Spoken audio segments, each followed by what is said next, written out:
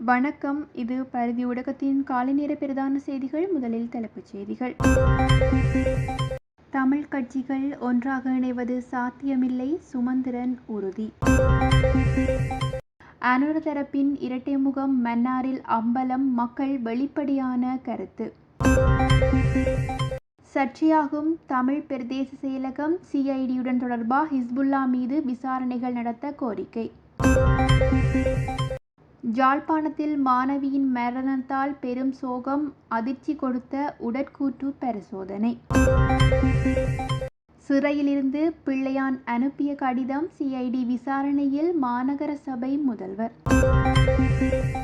தமிழர் பகுதியொன்றில் அதிர்ச்சி சம்பவம், 12 வயதான சிறுமி பாலியல் துஷ்பிரயோகம். இலங்கையில் பாடசாலையை விட்டு இடைவிலகும் ஆயிரக்கணக்கான மாணவர்கள். படுகொலையில் முடிந்த கணவன் மனைவி தகராறு. அனுரவிற்கு ஸ்ரீதரன் எம்பி அனுப்பிய கடிதம், நாடாளுமன்றத்தில் ரகசிய சந்திப்பு. ஈழத்தமிழர்களை கொந்தளிக்க வைத்த கிங்டம் திரைப்படம், வெடித்த கண்டன குரல்கள். இனி தொடர்பான விரிவான செய்திகள்.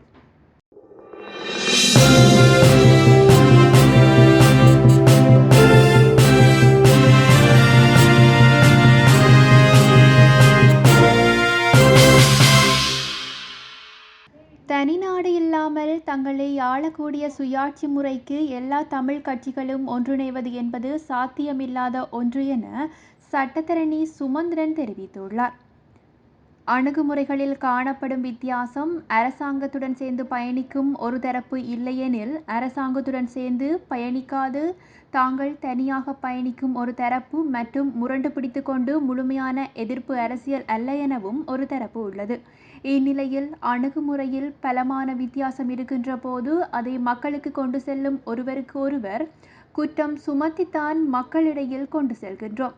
தன்னுடைய பார்வையில் மிகவும் தவிர்க்கப்படக்கூடிய விடயமாக இல்லையா என்பது ஒரு பெரிய கேள்விக்குறி எனவும், காரணம் ஒரு ஜனநாயக வழியில் ஜனநாயக முறைப்படி மக்களின் உரிமைகளை பெற்று கொள்ளக்கூடியதாக இருந்தால் அது ஜனநாயக முறையில் தேர்வு மிகவும் முக்கிய பங்கு வகிக்கின்றது எனவும் கூறியுள்ளார்.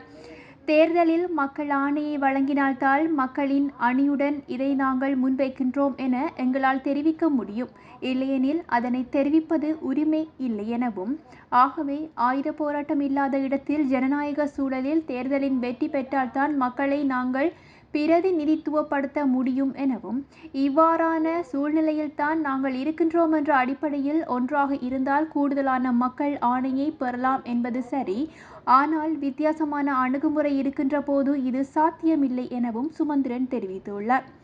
மக்களின் உரிமைதான் முக்கியமென நினைப்பவர்கள் சேர்ந்து பயணிக்கலாம். அப்படி ஏதாவது ஒரு தரப்பு சேர்ந்து பயணிக்குமாக இருந்தால் அதற்கு தான் உடன்படுவேன் எனவும் சுமந்திரன் மேலும் குறிப்பிட்டுள்ளார். அண்மை நாட்களாக மன்னார் பாரிய பேசுபொருளாகின பிரதேசமாக மாறியுள்ளது. தொடர் போராட்டங்கள், அரசாங்கத்திடம் முக்கிய கோரிக்கைகள் மற்றும் பலதரப்பட்ட கருத்துக்கள் உள்ளடக்கி மன்னார் பிரதேசம் அண்மை காலமாக நகர்ந்து கொண்டிருக்கின்றது. இதில் ஒரு பக்கம் காற்றாலை மின் உற்பத்தி குறித்த சர்ச்சைகள், மற்றொரு பக்கம் கனிய மணல் அகழ்வு பிரச்சினைகள் என அரசிற்கு எதிரான குரல்கள் எழுப்பப்பட்டு வருகின்றன. இதற்கு ஆதரவாக இளைஞர் சமூகத்தினால் தொடர் போராட்டங்கள் மற்றும் பலத்த கண்டனங்கள் என மன்னார் மக்கள் ஒன்று திரண்டுள்ளமை பேசுபொருளாகி உள்ளது. இந்த தொடர் போராட்டம் குறித்தும், மன்னார் பிரதேசத்தின் தற்போதைய நிலை குறித்தும், மன்னார் மாவட்டம் தொடர்பில் அரசின் நிலைப்பாடு தொடர்பிலும் மற்றும் மன்னார் மக்களின் அடுத்த கட்ட நடவடிக்கை தொடர்பிலும் மன்னார் மக்களே வெளிப்படையாக கருத்துக்களை வெளியிட்டு வருகின்றமையும் குறிப்பிடத்தக்கது. பிரதேச செயலகங்களுக்கான வர்த்தமானி அறிவித்தலை விரைவுபடுத்துங்கள் என மட்டக்களப்பு மாவட்ட ஸ்ரீலங்கா முஸ்லிம் காங்கிரசின் நாடாளுமன்ற உறுப்பினர் MLA ஹிஸ்புல்லா நாடாளுமன்றத்தில் தெரிவித்த கருத்தானது தற்போது பேசுபொருளாகி வந்துள்ளது. கோரளைப்பற்று மத்தி, அதேபோன்ற கோரளைப்பற்று தெற்கு ஆகிய பிரதேச செயலகங்களுக்கான வர்த்தமானி விரைவாக வெளியிடுங்கள் என ஹிஸ்புல்லா குறிப்பிட்டுள்ளார். அத்தோடு அவர் குறிப்பிட்டுள்ள முக்கிய விடயம் என்னவென்றால், கிரான் பிரதேச செயலாளர் பிரிவில் இருக்கக்கூடிய 5 கிராம சேவகர் பிரிவுகளையும், அதனோடு வாகரை பிரதேச செயலாளர் பிரிவில் இருக்கக்கூடிய 2 கிராம சேவகர் பிரிவுகளையும் எடுத்து இந்த 2 பிரதேச செயலகங்கள் உருவாகின்ற போது அதனால் இணைந்து கொள்ளுங்கள் என மேலதிகமான தகவல்களையும் தான் வெளியிடுவேன் எனவும் ஹிஸ்புல்லா குறிப்பிட்டுள்ளார். ஜாழ்ப்பாணம் போதனா வைத்தியசாலையில் மாணவியொருவர் உயிரிழந்துள்ளார். அச்சுவேலியின் பாடசாலையொன்றில் தரம் 11 கல்வி பயிலும் மாணவியே இவ்வாறு உயிர் இழந்துள்ளதாகவும் குறித்த சம்பவம் குறித்து தெரிவிக்கையில், குறித்த மாணவிக்கு காய்ச்சல் ஏற்பட்ட நிலையில் யாழ்ப்பாணம் போதனா வைத்தியசாலையில் சிகிச்சைக்காக சேர்ப்பித்துள்ளார்கள். வைத்தியசாலையில் சேர்ப்பித்து சில தினங்களில் குறித்த மாணவி மயக்க நிலையை அடைந்துள்ளார். தொடர்ச்சியாக மயக்க நிலையில் இருந்து வந்த மாணவி பரிதாபமாக உயிர் இழந்துள்ளதாகவும் அவருடைய சடலம் மீதான மரண விசாரணைகளை திடீர் மரண விசாரணை அதிகாரி மேற்கொண்டுள்ளார். கிருமி தொற்று காரணமாக மரணம் சம்பவித்துள்ளதாக உடற்கூற்று பரிசோதனையில் தெரியவந்துள்ளது.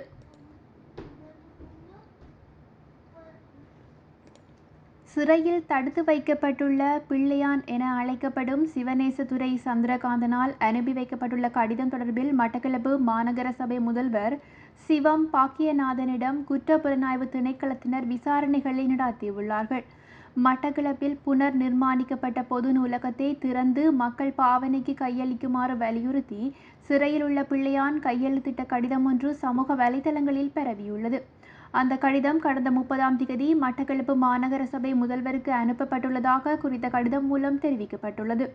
இதனையடுத்து அந்த கடிதம் தொடர்பாக மாநகர சபை முதல்வர் சிவம் பாக்கியநாதனிடம் குற்றப்புலனாய்வு திணைக்களத்தின் அதிகாரிகள் வாக்குமூலம் பெற்றுள்ளதாக கூறப்பட்டுள்ளது. முன்னாள் இராஜாங்க அமைச்சரும் தமிழ் மக்கள் விடுதலை புலிகள் கட்சியின் தலைவருமான பிள்ளையான் என அழைக்கப்படும் சிவநேசதுரை சந்திரகாந்தன் முன்னாள் கிழக்கு பல்கலைக்கழக உபவேந்தர் பேராசிரியர் சுப்பிரமணியம் ரவீந்திரநாத் கடத்தப்பட்டு காணாமல் ஆக்கப்பட்ட சம்பவம் தொடர்பாக கடந்த ஏப்ரல் மாதம் 6ஆம் திகதி சந்தேகத்தின் பேரில் கைது செய்யப்பட்டார். பின்னர் அவர் பயங்கரவாத தடைச்சட்டத்தின் கீழ் தடுப்பு காவலில் வைக்கப்பட்டு விசாரிக்கப்பட்டும் வருகிறார்.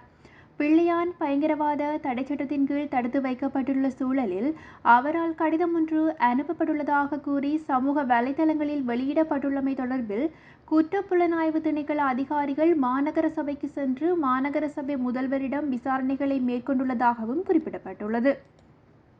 தருமபுரம் பகுதியில் சிறுமி ஒருவரை துஷ்பிரயோகம் செய்த குற்றச்சாட்டில் நபர் ஒருவர் கைது செய்யப்பட்டு தடுப்பு காவலில் வைக்கப்பட்டுள்ளதாக கிளிநொச்சி போலீசார் தெரிவித்துள்ளார்கள்.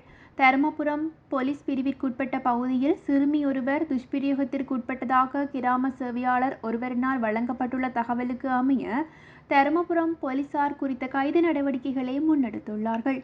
சம்பவம் தொடர்பில் குறித்த பகுதியில் வசிக்கும் 46 வயதுடைய நபர் ஒருவர் 12 வயதான சிறுமியை துஷ்பிரயோகத்திற்கு உட்படுத்தியுள்ளார். இந்த சிறுமி தொடர்பிலே வழங்கிய வாக்கு மூலத்திற்கு அமைய குறித்த சந்தேக நபர் தர்மபுரம் போலீசாரால் கைது செய்யப்பட்டுள்ளார்.